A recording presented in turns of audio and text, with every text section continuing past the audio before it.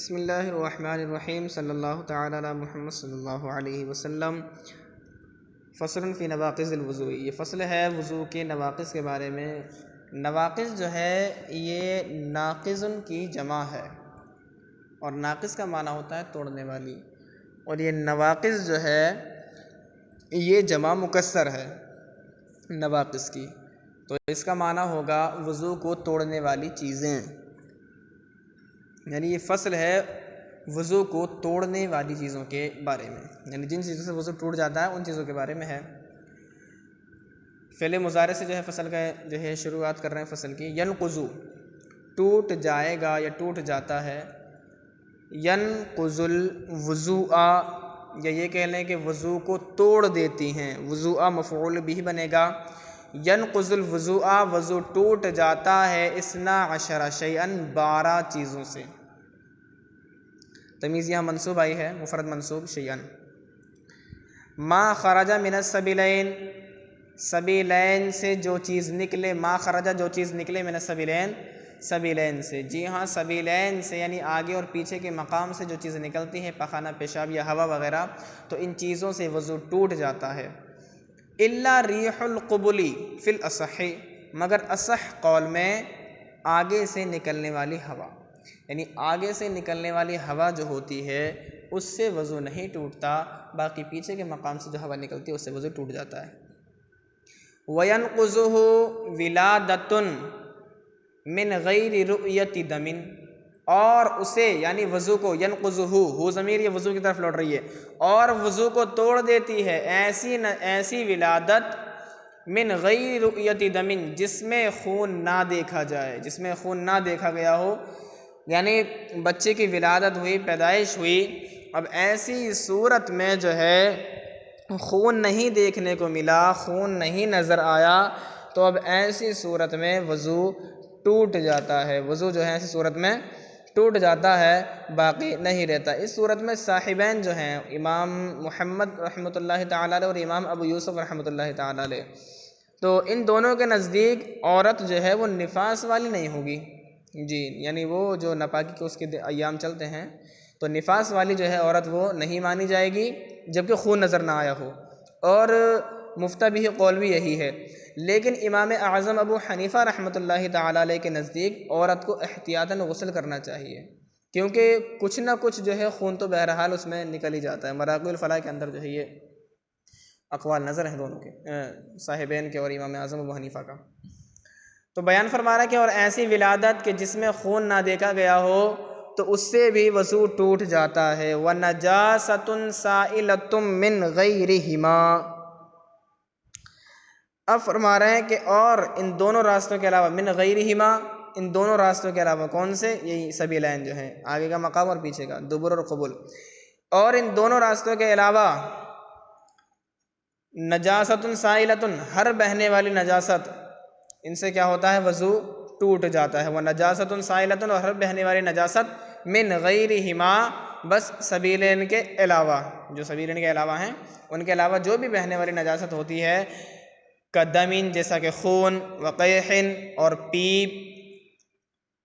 تو یہ جو ہے خون اور پیپ جب یہ بہنے کی مقدار میں انسان کے بدن سے نکلیں گے تو کیا ہوتا ہے؟ وضو ٹوٹ جاتا ہے۔ اب آگے الٹی کا بتا رہے ہیں کہ الٹی سے کب وضو ٹوٹتا ہے، تو فرما رہے ہیں وقیء طعام،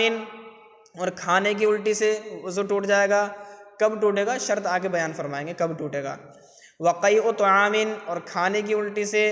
او ماء، یا پانی کی الٹی سے، او علق، یہ جمے ہوئے خون کی الٹی سے، او مرتن، یا پت کی الٹی سے، پت یعنی جو پیلے کلر کا صفرا جم جاتا ہے تو اس کی الٹی، یا پت کی الٹی سے جو ہے وضو ٹوٹے گا۔ کب ٹوٹے گا؟ کس صورتوں میں ٹوٹے گا؟ فرما رہا ہے اذا ملأ الفم، جب وہ منہ بھر ہو، اذا ملأ الفم جب وہ منہ بھر ہو۔ ملأ یہ فعل ماضی ہے اور اس کا فاعل ہے قے، یعنی جب قے منہ کو بھر دے گی، اور فما جو ہے یہ مفعول بھی بنے گا،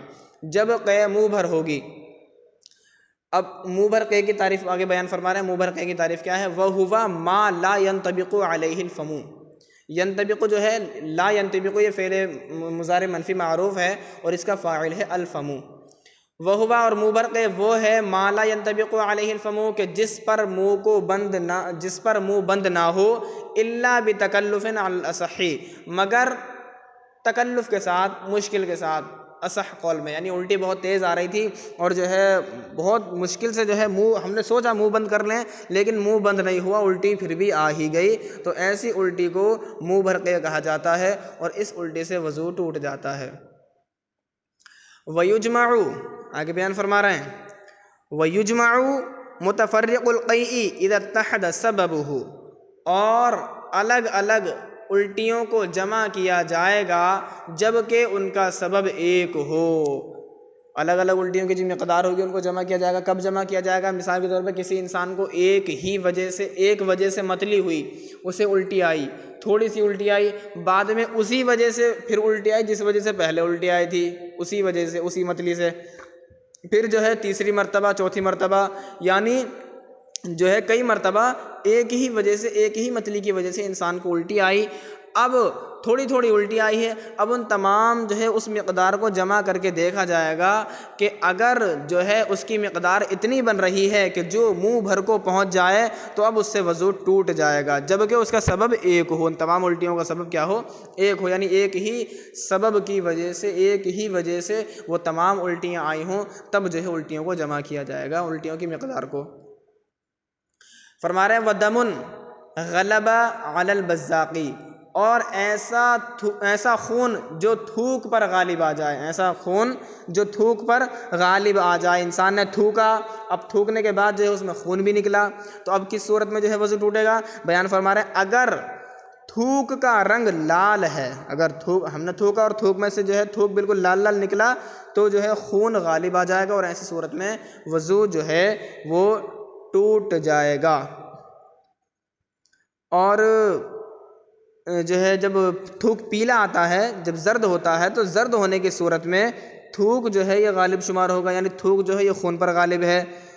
اور نیز یہ بات جو ہے یہ مسوڑوں سے نکلنے والے خون کے بارے میں ہوتی ہے، تو ان سے نکلے گا کہ نہیں نکلے گا؟ تو اگر تھوک پیلا پیلا آ رہا ہے تو اس صورت میں تھوک جو ہے وہ خون پر غالب ہوگا، اور اگر تھوک لال آ رہا ہے تو اس صورت میں خون جو ہے وہ تھوک پر کیا ہوگا؟ غالب ہوگا، تو ایسی صورت میں وضو ٹوٹ جاتا ہے۔ بیان فرما رہے او ساوا ہو یا خون تھوک کے برابر ہو جائے، خون اگر تھوک پر غالب آ جائے تب بھی وضو ٹوٹ جائے گا، اور اگر تھوک کے برابر ہو جائے تب بھی وضو ٹوٹ جائے گا۔ آگے آپ بیان فرما رہے ہیں وَالنَّوْمٌ اور ایسی نیند، فرما رہے ہیں ایسی نیند لم تتمکن فیہ المقعدۃ من الارض، ایسی نیند جس میں مقعد کو زمین پر قرار حاصل نہ ہو، جی ہاں، جس میں مقعد جو ہے، سرین جو ہے وہ زمین سے چپکی ہوئی نہ رہے، زمین سے اٹھ جائے، تو ایسی صورت میں بھی کیا ہوتا ہے؟ وضو ٹوٹ جاتا ہے، کیونکہ ایسی صورت میں جوڑ ڈھیلے پڑ جاتے ہیں اور جو ہے ہوا کے خارج ہونے کا اس میں اندیشہ رہتا ہے کہ ہوا خارج ہو گئی ہوگی۔ تو ایسی نیند کہ جس کے اندر مقعد جو ہے وہ زمین پر قرار نہ حاصل کر پائے، تو ایسی صورت میں بھی وضو ٹوٹ جاتا ہے۔ پھر بیان فرما رہے ہیں ورتفاع، یہ ارتفاع جو ہے مصدر ہے باب افتعال کا، ورتفاع مقعدۃ نائم قبل انتباہہ وان لم یسقط فی الظاہر، فرما رہے ہیں کہ سونے والے کی سرین کا جاگنے سے پہلے اٹھ جانا، ورتفاع اور اٹھ جانا، مقعدتی نائم، ورتفاع مقعدتی نائم، یہ ارتفاع جو ہے یہ مضاف ہے اور مقعد جو ہے مضاف الیہ مضاف ہے اور نائم یہ مضاف الیہ ہے۔ بیان فرما رہے ہیں اور سونے والے کی سرین کا اس کے جاگنے سے پہلے اٹھ جانا، یعنی انسان سو رہا ہے اور ابھی وہ اٹھا نہیں ہے، جاگا نہیں ہے، اور اس سے پہلے جو اس کی جو مقعد ہے وہ زمین سے اٹھ کے، مثال کے طور پہ کوئی بندہ جو ہے وہ بیٹھے بیٹھے سو رہا ہے، اس کی مقعد جو ہے، اس کے سرین جو ہے وہ زمین پر چپکے ہوئے ہیں، لیکن اس کو جو ہے جھٹکا لگا اور جو ہے وہ دائیں جانب یا بائیں جانب گرا اور جاگنے سے پہلے جو ہے اس کے سرین زمین سے اٹھ گئے اوپر، تو اس صورت میں بھی اس کا وضو جو ہے وہ ٹوٹ جائے گا۔ فرما رہے ہیں وَإِن لَمْ يَسْقُطْ فِي الظَّاهِرِ، اگرچہ وہ نہ گر جائے گا تب بھی وضو ٹوٹ جائے گا، یعنی جو ہے لیٹا ہوا وہ بیٹھ کے سو رہا تھا، دائیں جانب گر گیا، بائیں جانب گر گیا، تب تو اس کا وضو ٹوٹ ہی جائے گا، لیکن اب جو ہے وہ گرا نہیں تھا، بس جھٹکا لگا اسے اور وہ اٹھ گیا، لیکن اس کی سرین جو تھی وہ زمین سے اوپر اٹھ گئی، تو اس صورت میں بھی اس کا وضو ٹوٹ جائے گا اگرچہ وہ نہ گرے۔ وَإِن لَّمْ يَسْقُطْ فِي الظَّاهِرِ، اگرچہ وہ ظاہر قول میں نہ گرے۔ وَإِغْمَاءٌ، اور بے ہوشی سے بھی وضو ٹوٹ جاتا ہے۔ وَجُنُونٌ، اور جنون کی وجہ سے بھی جو ہے، پاگل پن کی وجہ سے بھی وضو ٹوٹ جاتا ہے۔ وَسُكْرٌ، اور نشے کی وجہ سے بھی جو ہے، وَسُكْرٌ، اور نشے کی وجہ سے بھی وضو ٹوٹ جاتا ہے۔ وَقَهْقَهَةُ بَالِغٍ يَقْظَانَ فِي صَلَاةٍ ذَاتَ رُكُوعٍ وَسُجُودٍ وَلَوْ تَعَمَّدَ الْخُرُوجَ بِهَا مِنَ الصَّلَاةِ، فرما رہے ہیں اور بالغ شخص کا رکوع اور سجود والی نماز میں قہقہا لگا کر ہنسنا۔ وَقَهْقَهَةُ بَالِغٍ يَقْظَانَ، اور یقظانہ مانے بیدار جاگا ہوا، اور جاگتے ہوئے بالغ شخص کا قہقہا لگانا یعنی ٹھٹا مار کر ہنسنا، فی صلاۃ، ایسی نماز میں، ذات رکوع، جو رکوع والی ہو، وسجود، اور سجدے والی ہو، تو ایسی صورت میں جو ہے اس کا وضو ٹوٹ جائے گا۔ مثلاً انسان جو ہے وہ نماز پڑھ رہا تھا، نماز ادا کر رہا تھا، اور نماز پڑھتے پڑھتے اسے ہنسی آنے لگی، اور اتنی زور سے ہنسا کہ جو ہے پاس والے کو بھی آواز آ گئی، یعنی ٹھٹا مار کے ہنسا، تو ایسی صورت میں اس کا وضو بھی ٹوٹ جائے گا اور نماز بھی ٹوٹ جائے گی۔ اور اگر وہ اس طرح ہنسا کہ صرف اس کے کانوں نے سن لیا تو صرف نماز ٹوٹے گی اور وضو نہیں ٹوٹے گا۔ اور اگر جو ہے وہ نماز جنازہ میں ہنسا ہے تو نماز جنازہ میں چونکہ رکوع اور سجدہ نہیں ہوتا ہے، تو اس وجہ سے اس میں جو ہے وضو نہیں ٹوٹے گا۔ اس کے اندر جو ہے یہ قید لگائی کہ وہ رکوع اور سجدے والی نماز ہو۔ وَلَوْ تَعَمَّدَ الْخُرُوجَ بِهَا مِنَ الصَّلَاةِ، اگرچہ اس نے اس ہنسنے کی وجہ سے اگرچہ اس نے یعنی جو نماز پڑھ رہا ہے، جو ہنسنے والا بندہ جو نماز میں ہنس رہا ہے، اس نے نماز سے نکلنے کا ارادہ کیا ہو، اس کے ذریعے نماز کا جو آخری فرض ہوتا ہے وہ ہوتا ہے خروج بصنعہ، یعنی اپنے ہی کسی فعل کی وجہ سے نماز سے باہر نکل جانا۔ التحیات، درود ابراہیم اور دعائے معصورہ پڑھنے کے بعد یہ جو ہے فرض ادا کیا جاتا ہے، یعنی اپنے ہی کسی فعل کے ذریعے نماز سے باہر نکلا جاتا ہے۔ مثلاً سلام وغیرہ پھیر کر جو ہے ہم لوگ نماز سے باہر نکلتے ہیں، تو اب ایسی صورت میں اگر کوئی بندہ ٹھٹا مار کے ہنسنے لگا تو اب ایسی صورت میں اس کی نماز تو ہو جائے گی، لیکن اس کا وضو جو ہے وہ ٹوٹ جائے گا، اس کا وضو ٹوٹ جائے گا، اگرچہ اس نے ہنسنے کے ذریعے نماز سے نکلنے کی اس نے جو ہے نیت کی ہو، ارادہ کیا ہو کہ میں اس ہنسنے کی وجہ سے نماز سے باہر نکل رہا ہوں۔ وَمَسُّ فَرْجٍ بِذَكَرٍ مُنْتَصِبٍ بِلَا حَائِلٍ، وَمَسُّ فَرْجٍ، اور شرمگاہ کا چھونا، بِذَكَرٍ مُنْتَصِبٍ، کیا بولتے ہیں، ایسے ذکر سے جو تندی کی حالت میں ہو، منتشر آلے سے، مطلب جب انسان جوش میں ہوتا ہے اس کا آلہ تناسل جو ہوتا ہے وہ جب جوش میں ہوتا ہے، جب وہ تندی کی حالت میں ہوتا ہے، تو جب اس حالت میں وہ